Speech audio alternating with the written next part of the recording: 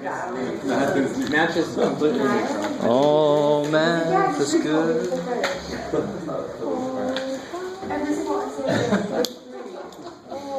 I did this problem all by myself. Power ballad. But it wasn't on a test. Alright guys, so You don't want to I'll take a few quick questions on homework, considering yesterday was basically nothing but homework questions. Any quick questions on homework? Let's just dive Any? stab it through the heart. I kind of appreciate that, I don't appreciate the fact that a lot of people had to drop it. I like the fact that a lot of you are like right there. It's different. Normally it's like on the perimeters. Any questions? No questions? Yes, ma'am? Is this like basic? Which is it pizza? No. Alright. Let's dive. Let's get back into it.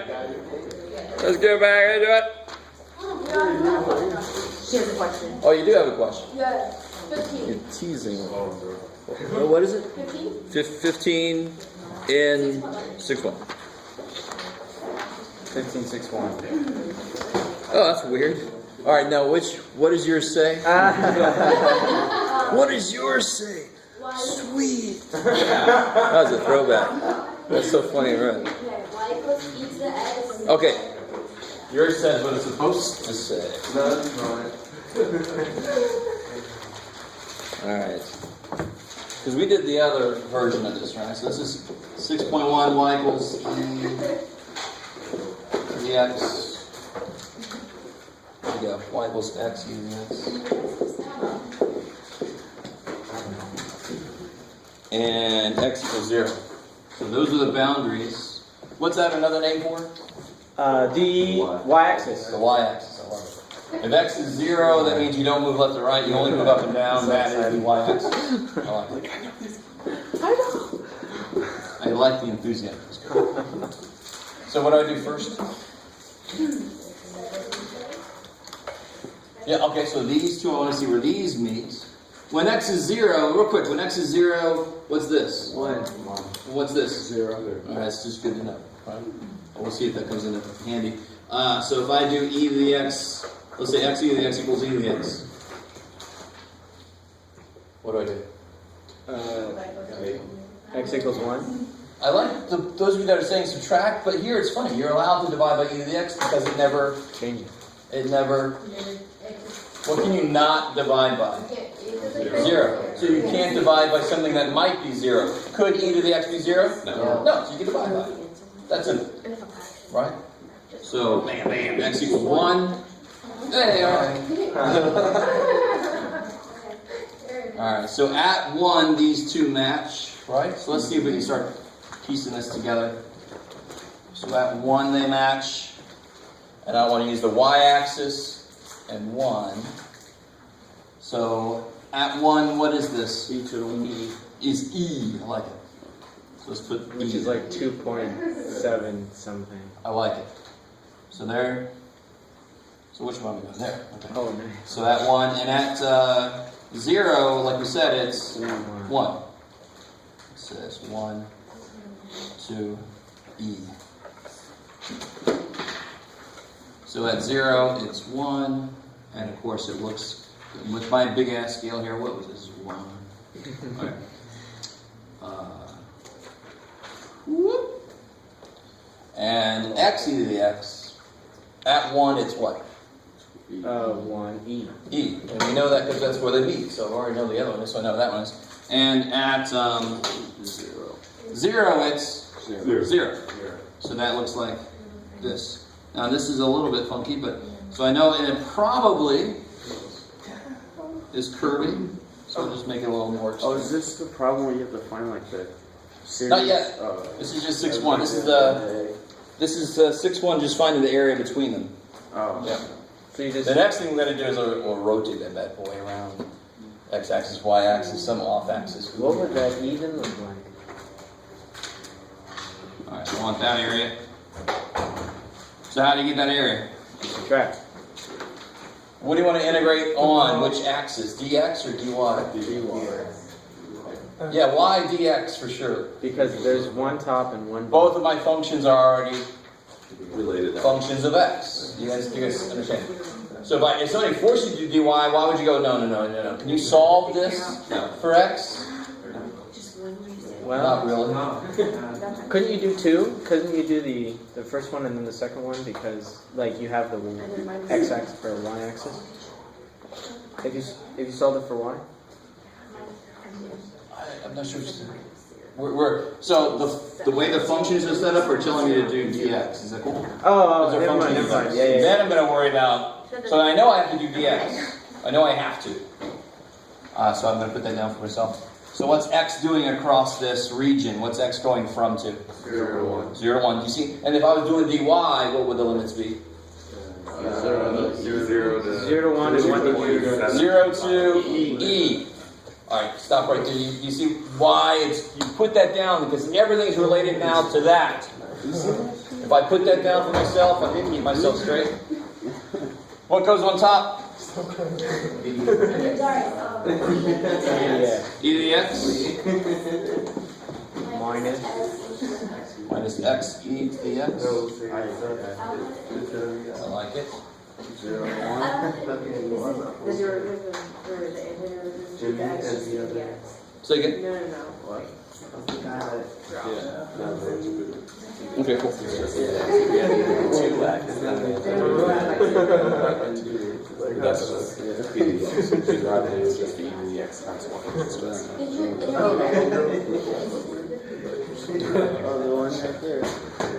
What is happening out there? We're trying to work.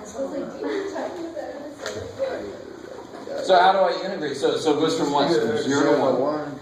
Okay, so the The antiderivative of e is itself. So e to the x divided by 1, which is just e to the x. Okay, so the antiderivative of e to the x is e to the x. Now this is the one that's going to be interesting. So it's E. Isn't it e to the x over x? Oh, E over 2. X e to the no, It's just e to the x again? I don't know. I was gonna say Yeah, if we try to do u sub, what's going to happen? I mean, what am I going to let u be? E to the X. If I let u equal e to the x, Or you can back out as e to the x and then e to the x. then du is e to the x dx. Can't you Now here's where you guys, this is funny. Sure, whatever you said. So any e to the x dx, I can replace it with du. Yeah. There's only one. Can't you distribute e to the x out and then have 1 minus x on the original integral? No, forget the u, on that. Factor in e to the x. You could factor in e to the x out, 1 sure. minus x and then let u equals Or e could to you x like? and then Sure, yes. Basically the same thing we're doing now. I guess. Yeah, it wouldn't really help, but you could. You could keep this together. Yeah. All right, now stay with me now. I like this problem because it's showing you the flexibility of u sub. Wait, Yes, ma'am. do you have to use sub for this? It's helpful. This is impossible to do. I don't know the antiderivative. I don't know it. Okay. Right? It's a more complicated thing. Because if you think about it, just think, what would you take the derivative of to get here? I don't know either. Shit.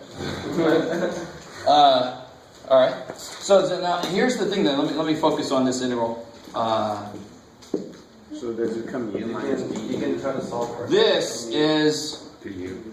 So what do I still have to substitute for? What's still not u? X. X. So if u is e to the x, what's x? ln of U? Now we still have a problem, don't we? Yeah. In fact, we might have a bigger problem. So that's not. Why? What's happening? What's going on? So the antiderivative of the ln of All right, stop. So we know that u is e to the x. Yes. How do I solve for x? You. You just take Yeah. Take the ln.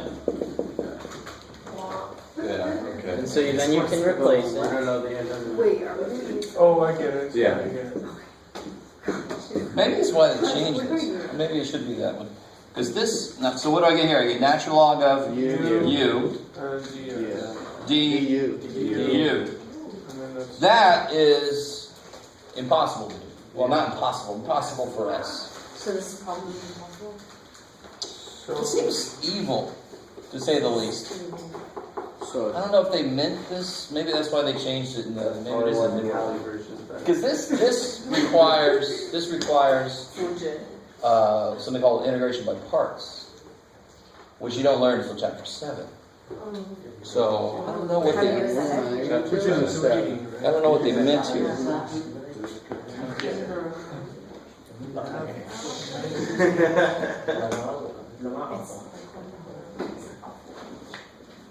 Yeah, I don't know what they meant.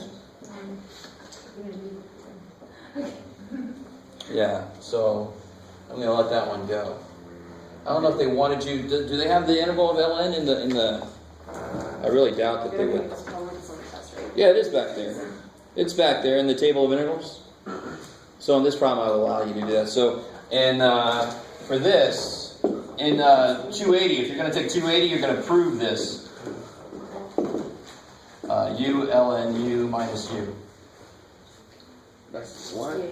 plus c, but we don't care. It's definite. So, right, it's not obvious, but that's the integration by parts. I keep saying that every now and again. I say we can't do it now, but the minute you learn that, and that's the first thing you learn in Calc 2, and it makes sense because it's even more powerful than U sub.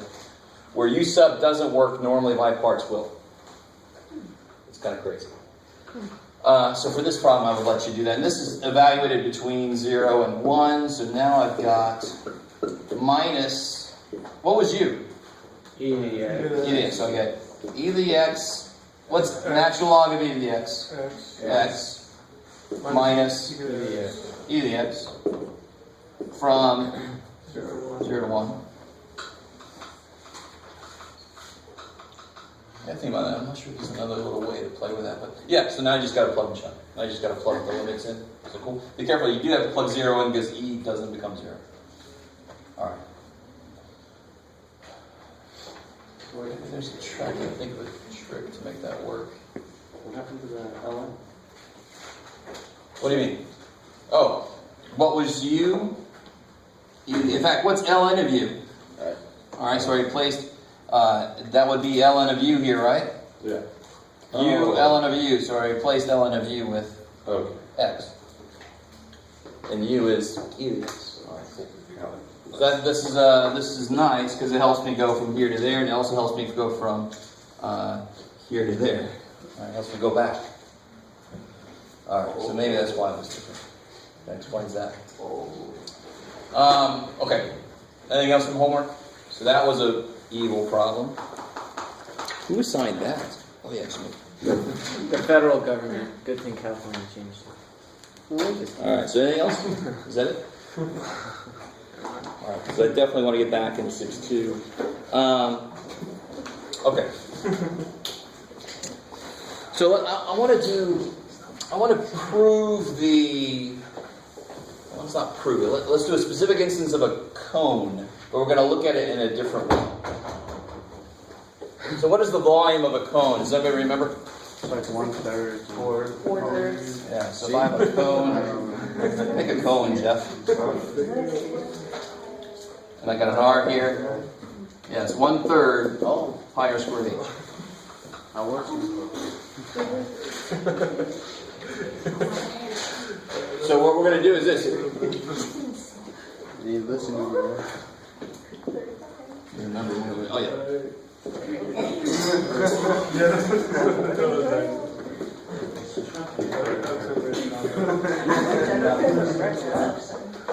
What is happening out there? Everybody say, All right, guys, help me out. So what I want to do is I want to put a cone on here. So let me see if you guys can. rotate.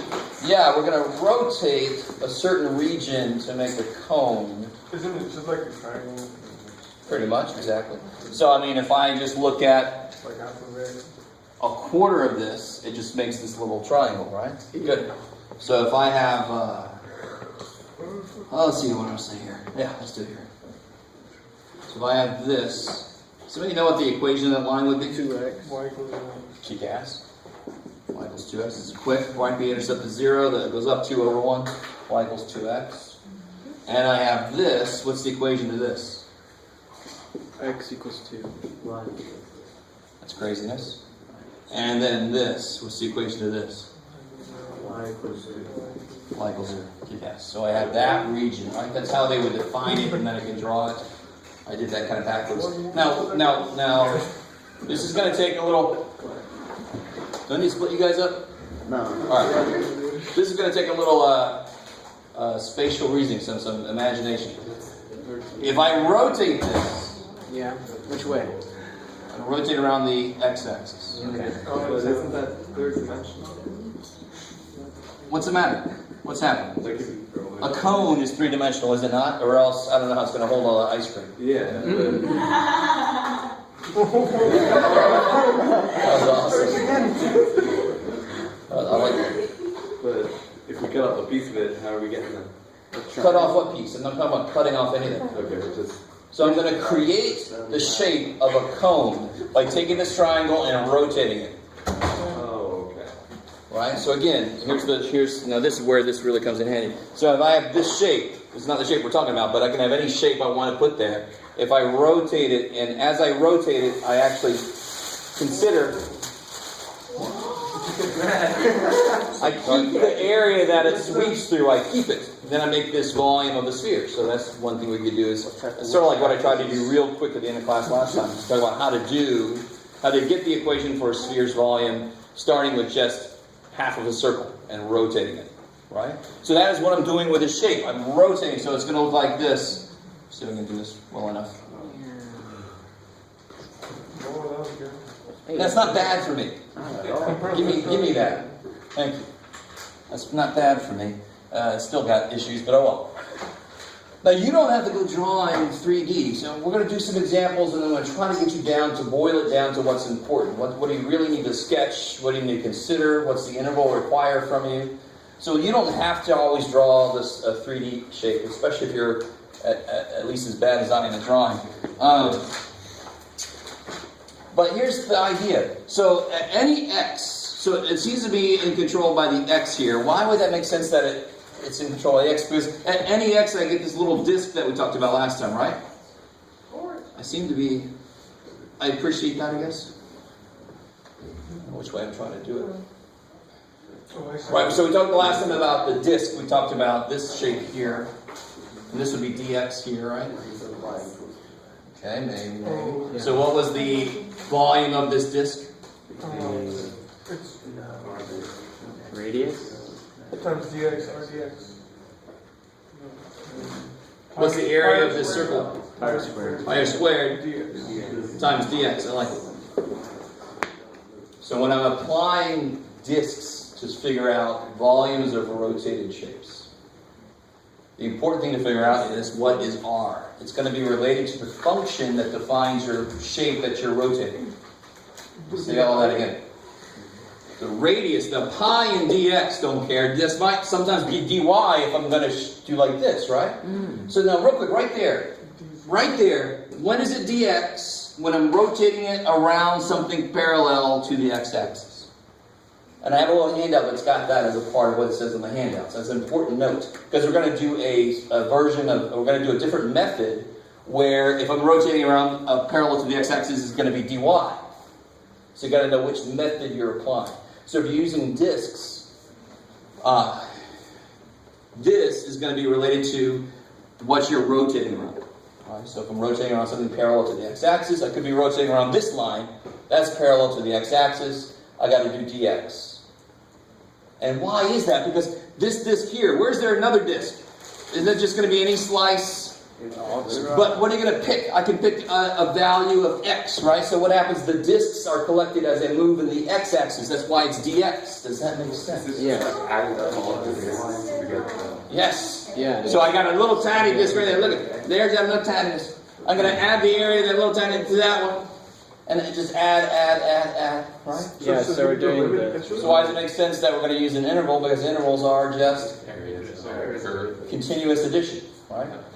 Not finite addition like 1 plus 2. It's continuous addition. It allows for a disk to be right next to another disk, right next to another disk, right next to another. Bang! An infinite number of disks. Kick ass. Alright, I like it. I like it. This takes some doing. This takes some doing. We haven't even done this yet. What is the radius of this? What controls the radius? The height.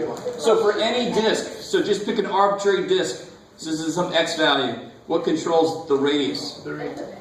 Totally, f of x. So it's very much like the height of the rectangle in Riemann sums being controlled by the function, right? Now since I'm rotating it, that height becomes a radius. Totally, dude. For some given x, it's constant all the way around. Then I move, and then maybe it's a little bigger, and a little bigger, a little bigger. So the radius at a certain point is controlled by this function. Like it. So what's the... Sorry? How did you get those? It's given to you. They gotta give them to you. Okay. I was very confused. They don't just go... Figure things out. I'm thinking of a function. Author, I don't know. Right now he's thinking about food. No, I don't integrate food.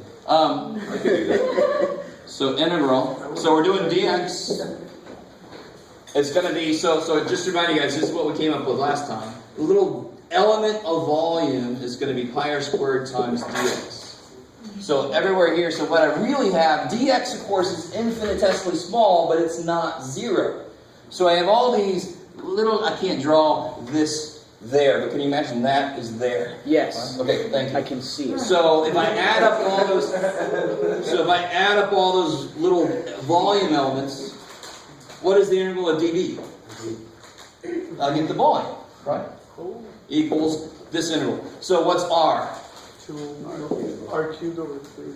No. What is r? What is the radius? We just figured it out. Which is what? 2x. What was all this stuff all about? That tells me the limits, and that told me where to stop my shape. Right? They don't come into play otherwise. This is what tells me the radius. You guys with me?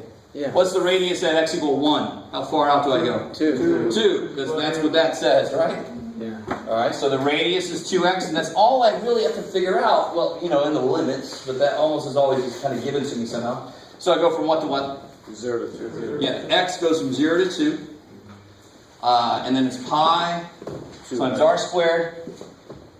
2x. Right, pi r squared, 2x squared dx. So the funny thing for a math student is, when you set up the problem to work it out, you disconnect with why it makes sense physically. I don't know how to explain that exactly. And then sometimes you just get lost here because you forget the connections. Yes? So, Good. So where's the value going to come into play of the cone?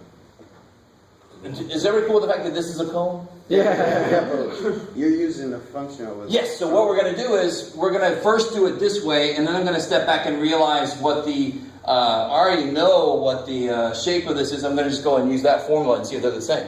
They better be the same, or else one of them's got to be thrown out. Right, yes? If you're going from 0 to 2, then what did you plug in 2 into y, and what did it be for? What's happening? No. My disks are related to the x values. So I've got it. This is going to tell me how far to go to pick up all the disks. How far do I have to go to pick up all the disks? Just to 2. So it's like a if you say 4, I'm going to go all the way out here. I'm going to have this big ass cone, right? Which, okay. I'm so fill my cone with ice cream. That was creepy.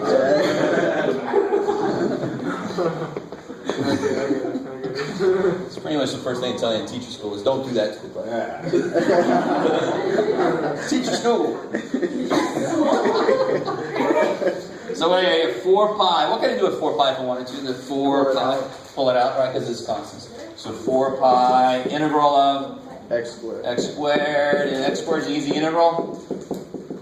It's X cubed over 3. From 0 to 2. Alright, let me stop there for a second. Is everybody still with me? Or were you ever with me? pull it out. Where'd the Oh, it's 4 pi? Why is it? So this is 4 pi x squared, is it cool? Yeah. So the 4 pi comes out. Oh. You don't have to, but I always take the constants out of the way so I can focus on the function that's actually there.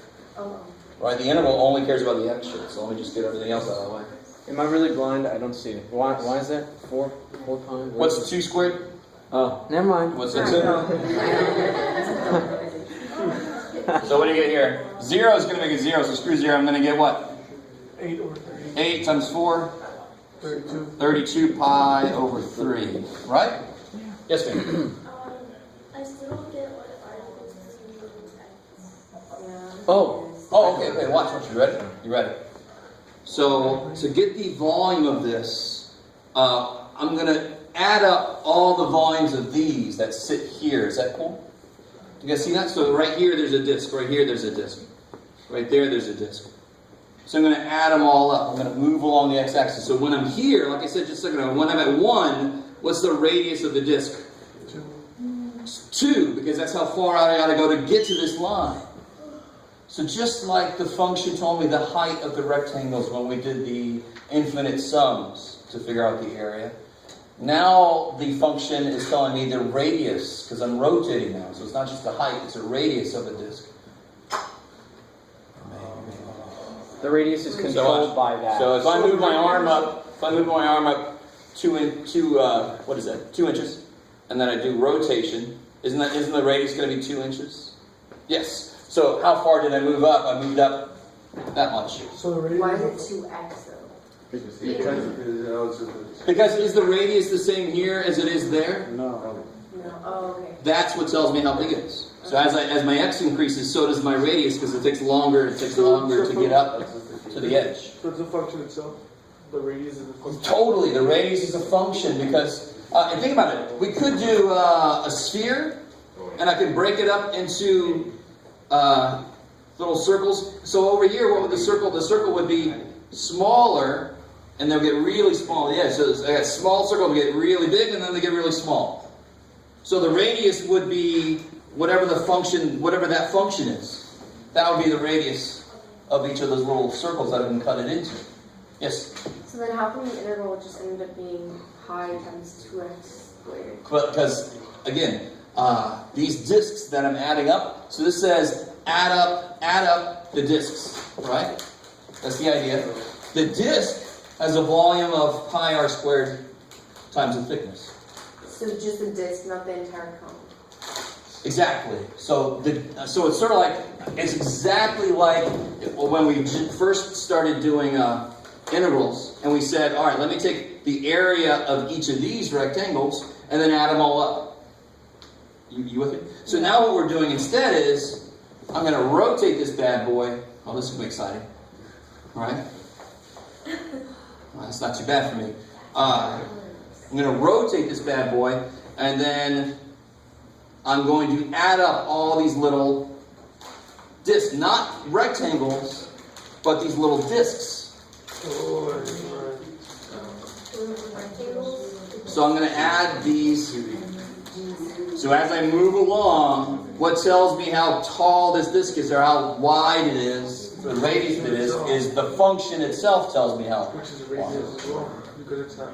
And to be really honest, to really get us ready for what's coming, the reason that it was exactly equal to this is because I'm starting where? On the x-axis. I'm starting at y equals 0. That's the From 0 to 2x, how far apart are these? 2x. So what if I was rotating around y equal -1? Oh, it would be 3. No, not like terms. It would be thicker or whatever. 2x plus 1. But we'll do a problem like that in a minute. Let's get there. Yes. So can the 2x be thought as like the perimeter, and then the 4 pi is the rotation to give the area that it has? I'm trying to find a way to make sense of this physically. So the 2x just tells me, all right.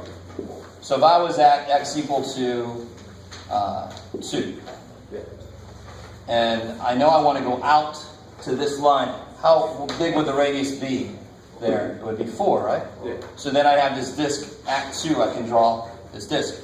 Now if I'm at 1, how big is the radius going to be? Well, 2. yeah, 2.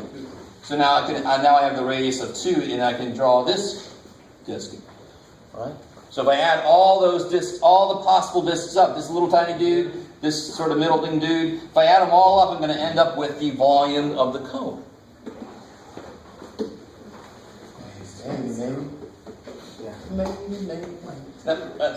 And real quick, what's the area of that? Pi squared. And if I stack each of those up, can't I just add the areas together and get pi r squared h? And why was that easy? Why did I need calculus for this? Because the radius stays constant. What is calculus good for? When there are changes. Where shit? Okay, so, like, doesn't matter what shape you're, well, it matters what shape, but like... As long as I can get a function to describe what the shape is doing, I can do this. So this is actually pretty powerful. No matter like what method you're using, like washer or disk, you're always going to use height. And here's the thing I want to make clear about that. When I first learned calculus, I was so messed up when my teacher got to this point because I thought that washers and disks were different, and they are so not. If they would just have told me that a washer is just cutting out the centerpiece of a disk. So you do washer minus washer. Who gives a shit, right? I mean, disk minus disk, right? To get a washer. So do you subtract the two? Yes, you subtract. So we're gonna do this, but I'm gonna cut the middle out somehow. So that would be what's called a washer, because then it would be empty in the middle. That's what a washer looks like. So that it actually, right? We know what washers look like. Not washing machines. Yes. Somebody's in the back going, "What the hell's washing machine?" See, she was talking about washing machines. All right, let's see what we don't need here. All right, so real quick, just we finished this very good collection of questions because this is really weird when you first learn it. I totally understand that. But real quick, just humor me. What are the dimensions of this cone that formula there needs? We know that formula is true for cones. This is a cone. So what is the radius of the extreme part of the cone, right? The radius is 4. Is that cool? Now again, so that formula does not require to know what the radius is doing. It just needs to know at the largest end what's the radius. Because the 1/3 is cutting it out of the cylinder. So the radius would be 4. What's the height? 2. 4 squared is 16. Times 2 is 32. 32 pi over freaking 3. Right? Now, of course, some students always come away with this with, well, you can do it without algebra. What the hell did you dash it for? Because they're not always going to be nice. Yeah, they're going to be ugly. Like Remember when we first learned integrals and they said interpret this as an area of something? You're like, oh, cool, why can't we just always do that? Because the functions sometimes look like that. That's why. Right? So we start with a nice easy one so that I can check it with something we know. And then I do this. Here we go. See where I want to go. Oh yeah, we'll do that. Okay.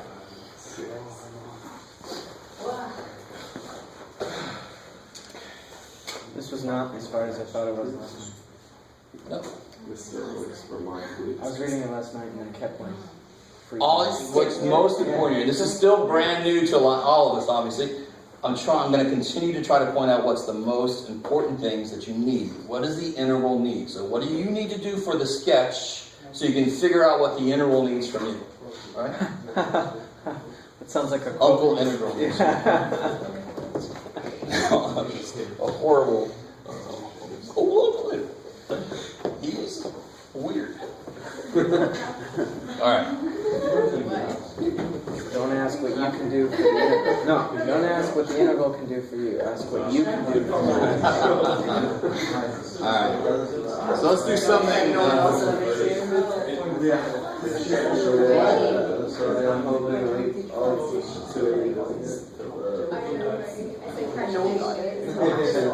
Alright guys, let's try this one out.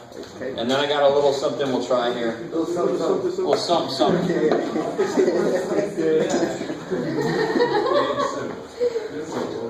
Alright guys, take a second and try to sketch this region. We're calling upon my drawing skills. And they will fail. That sounds optimistic. I mean, to me, it has nothing to do with optimism. I just know my drawing skills. Exactly. I have not had a single teacher once. My Spanish teacher made me rewrite sentences before because she was like, I cannot read that. No, I've had people write much worse than you, so. One of them is me. Does that be like I like the kindergarten. I think it's just because her handwriting's all like cursive and pixel and I can't do that. Sorry. It's not good. Yeah, she can't be fair and compare it to hers.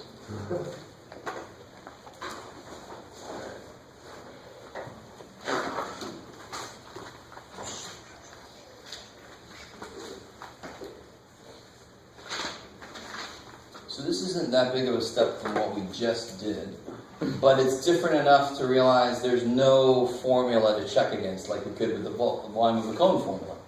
There is no formula for this shape. So that's where calculus comes in. This okay, no problem. This procedure can work no matter what, as long as we get the function written. 16.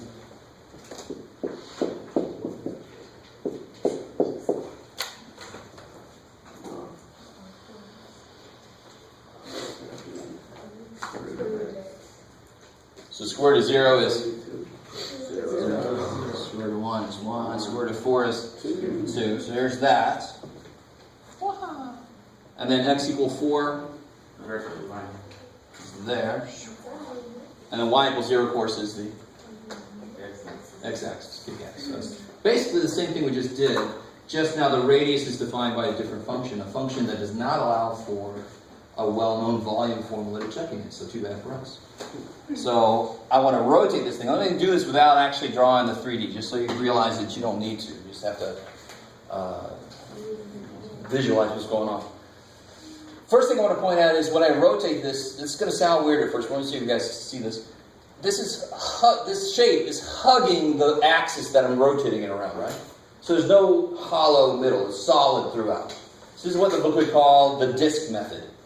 If I was rotating it around this line, then all of this would be empty, right? Then that would be what the book calls the washer method. But I'm going to show you how they're both the same frickin' disk method. You just subtract. It's what I call a cookie cutter problem. You subtract a piece out. So the important thing for this, let's remember how this works. So I got interval dv equals interval pi r squared dx. The important thing is to figure out what r is. And of course, also I sort of bypass this. So there's two things.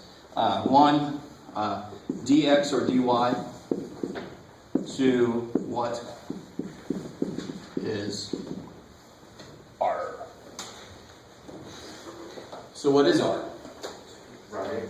So for some given x, so I'm definitely going to go along the x-axis, so I didn't say this, but hopefully this should be, I don't know if anybody's working. We're rotating around the x-axis.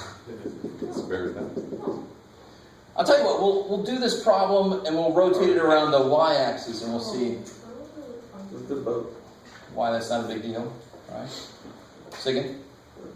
Are we good? So R is this So we're making this bowl, right? One of those bowls R is the screw. So definitely do dx, right? Is that cool? Yeah. Because we're rotating around axis parallel to the x-axis itself. Okay, so dx, and then what is r? Square root of x. Cool. So this interval is going to be really nice because it's r squared in there, right? That kicks ass. So what's the interval look like? Take the pi out. Square root of x squared dx. From what's x doing? 0 to 4. So later I'm going to do it around the y-axis. It's going to be all related to y. So what's y doing? 0 to 2. Cool. Right. So when we do the dy, so that's why that is so important. It controls so much. So what did we just say? 0 to 4. And that's easy, right? Square that, it goes away. The integral of x is square root of 2 from 0 to 4. We stop there. Is that cool? Yeah. And then when you plug a 0 and get a 0, so all that matters is what that is. Yeah, so 16 divided 2, so you get 8 pi. So if I did rotate this thing, I'll do it this way. That's pretty good for me. Just going to let it happen as it happens. Thank you so much. This bowl, so if I filled it up with some liquid, it would be 8 pi units, whatever the hell he is.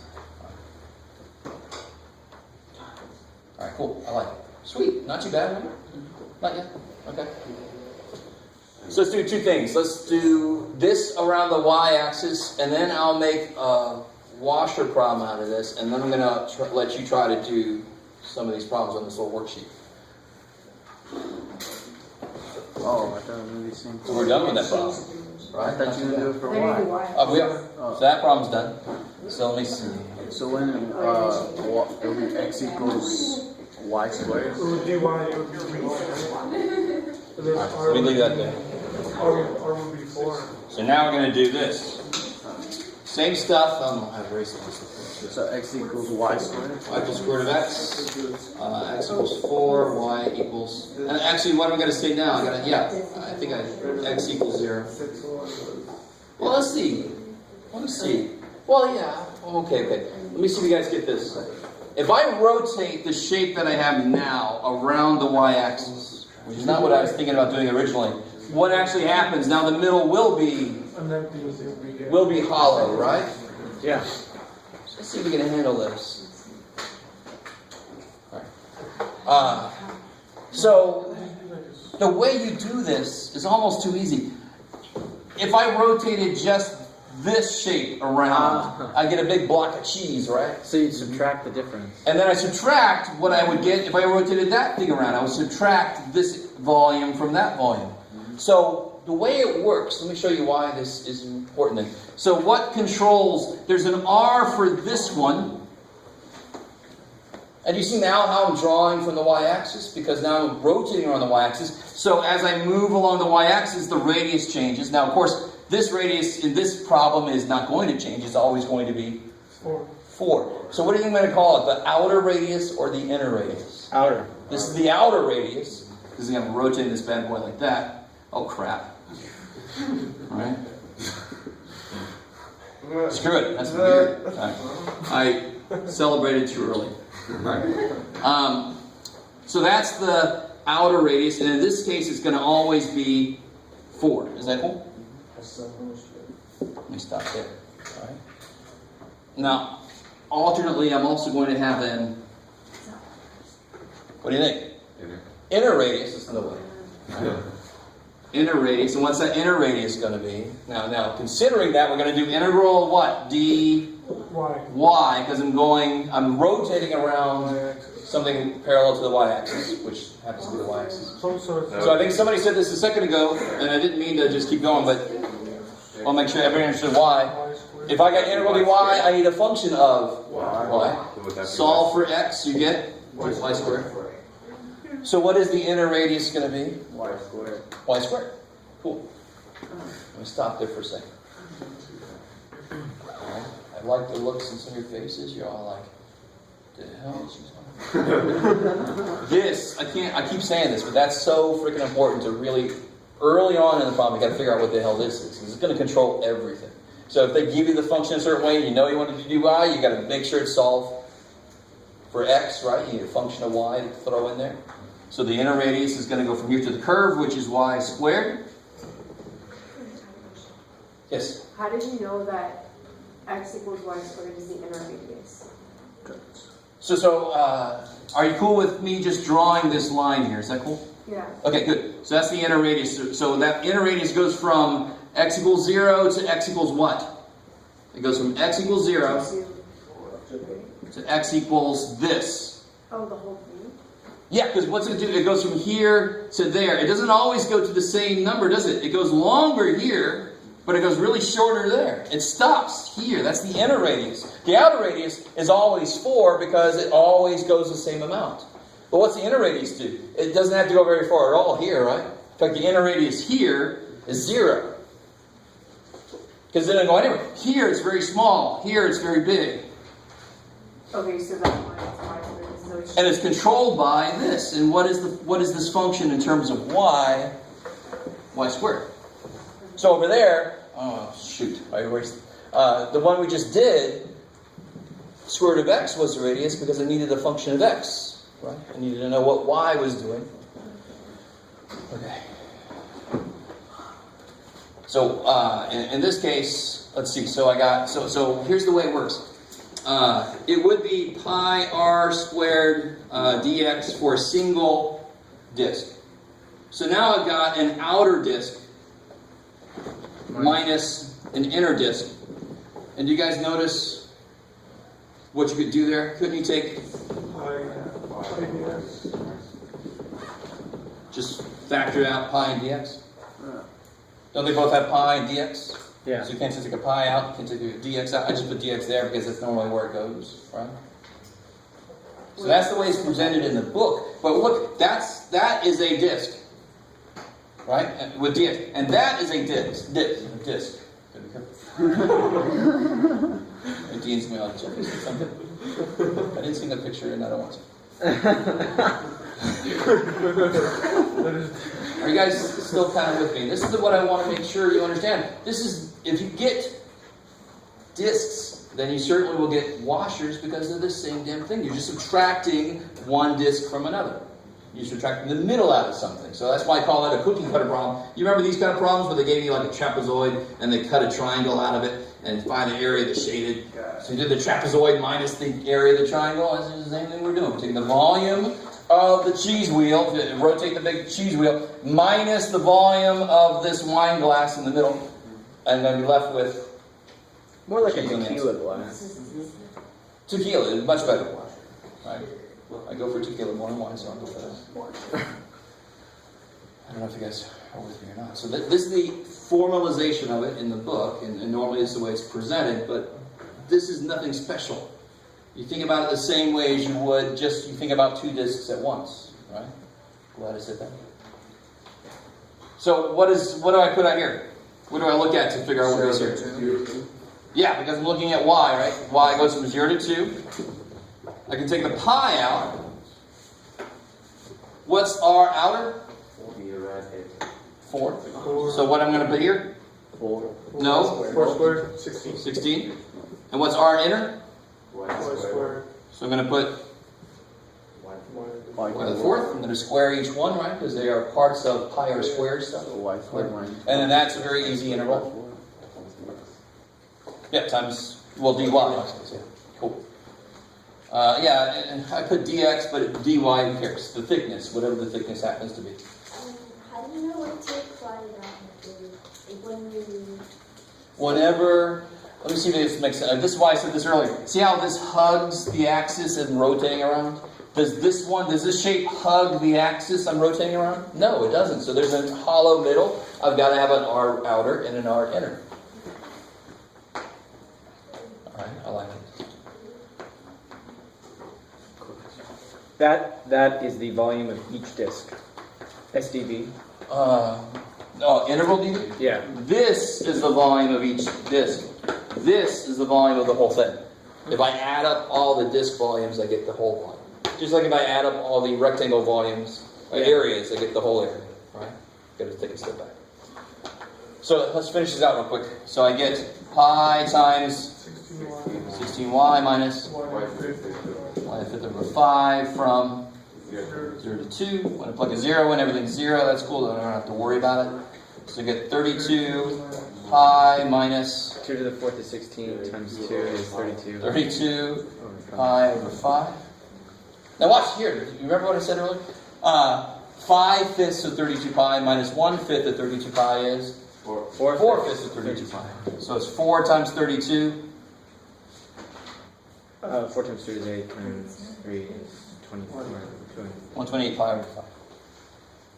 We talked about that trick yesterday a little bit, and that happens so very often enough in math that it becomes a really nice trick to know.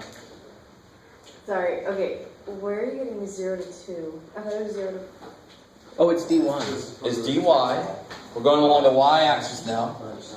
Because what controls the radius? Why was this radius smaller than that radius? Because I'm at this y versus that y. Got you. It's y is changing. Y is what's telling me the radius.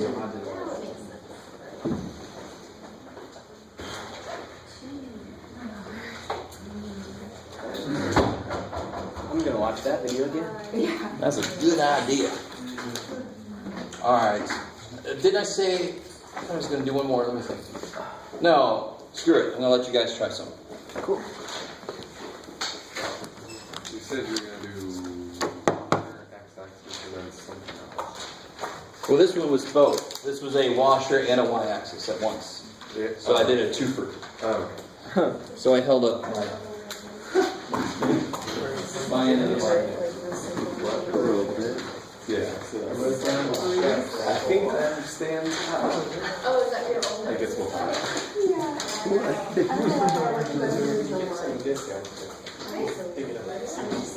Oh, I got you.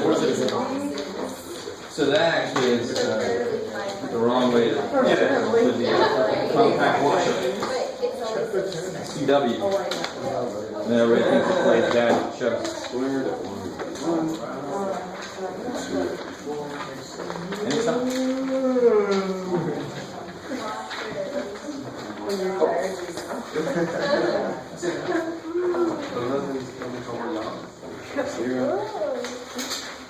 So you certainly, you guys can work together.